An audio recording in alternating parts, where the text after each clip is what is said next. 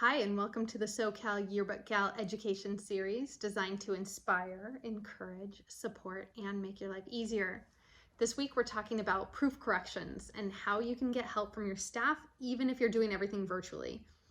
So I want to start by talking about how I used to do it in the past, back before COVID, before everything that's going on right now.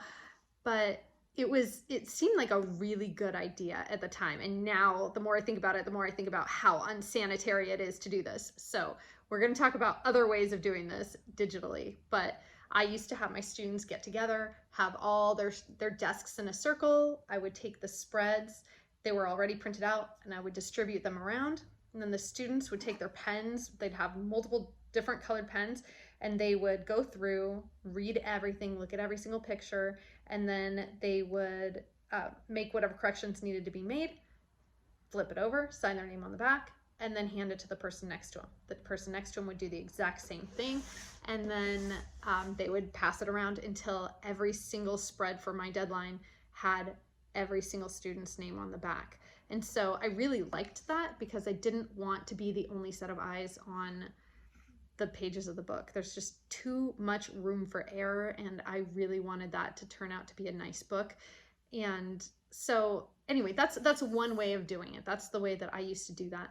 However, knowing what we know now, we have to be a lot more careful. And a lot of you don't have students actually in your building at the same time. So one thing that I've been doing with my schools is helping them proof their pages digitally. So I'll show you how I did that.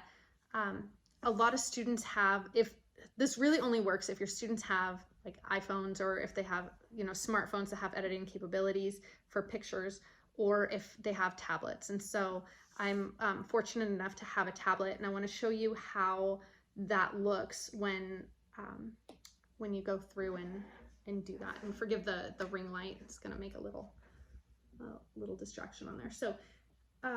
So what I do is I take the spread and I go through and I proof it, and then at the top of the spread, so I said on this one, like, I'm so obsessed with this spread or something, or can we get a better image here? Please make sure it isn't a missing link, that kind of thing. So I'll make these corrections. If there's any comma errors, or if they're missing anything, or if they misspell something, I'll make those corrections using the edit button. So you just go up, edit, and then go to markup, and then you write on it. They can write with their finger if they don't have a pencil. And then I always put on here, if I'm the only person correcting it, I just write 2 corrections and then I sign my signature so that they know that I saw it.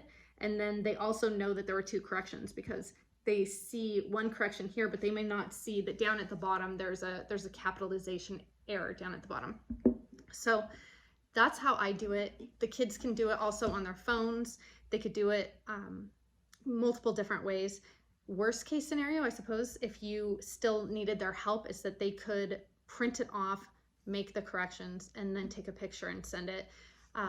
But it's really, really nice to have access to be able to do that digitally.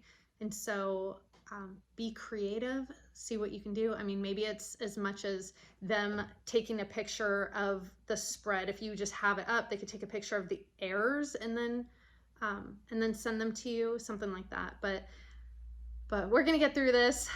We're gonna have to roll with the punches, but it can happen. And I hope that you guys are asking for help from your staff to try and make sure that these pages get proofed and that it's not all on you. So good luck. Let me know if you have any other great ideas that I can share with the group. Take care, you guys.